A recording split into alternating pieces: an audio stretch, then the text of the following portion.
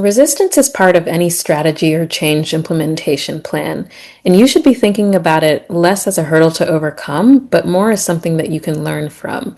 And one tool that we use to do this is the change equation, and there are three pieces to it: dissatisfaction with the status quo, having a clear vision, and the third is having an understanding of the first next steps. So if we start off with dissatisfaction of the status quo, is there a compelling desire, want, or need to change? And usually when there's resistance, it's because this why is felt unevenly.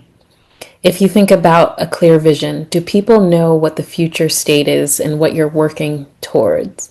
And lastly, thinking about the next steps. Do people have an understanding of what is required of them as their next step?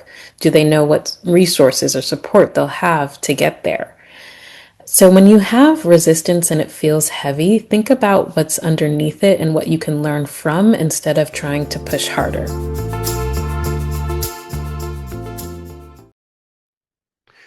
Leadership succession in healthcare is a fact of life, and it is most likely going to happen at some point during your implementation.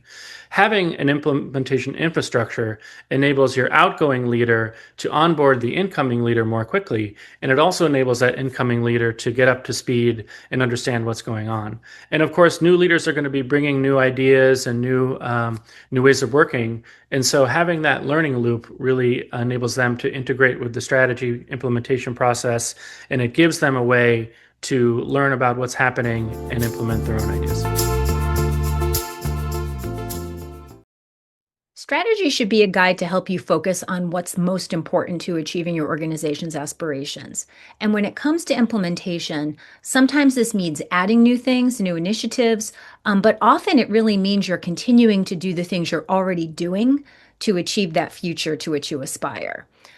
So when we think about implementation of strategy, it's not just about adding new things, right? You really want to think about it in the context of being complementary. So we think about at least three things that can help an organization do that. And the first is building work into the existing rhythms of your organization. So for example, often the cycle of budget planning is off cycle with strategic implementation. And if you can align those two things, you're really able to put your money where your mouth is. And you would be surprised at how many organizations aren't quite on cycle for this. So we really encourage you to think about how to align these two really incredibly important pieces of your annual calendar. Second is we want you to use existing accountability structures wherever possible.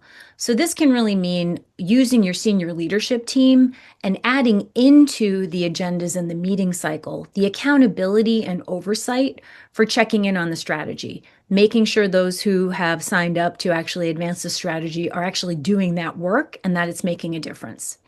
And then third, you want to communicate and you really want to help people connect the dots. One of the most important things you can do is really help people understand what the strategy is and why it's important. Then you have to help them see how their day-to-day work actually connects up to the strategy. It sounds like a simple thing, and it can be a simple thing, but many leaders overlook this critical part of strategy implementation, and we encourage you to really help people understand the connection between what they're doing on a day-to-day basis and advancing the strategy and vision of your institution.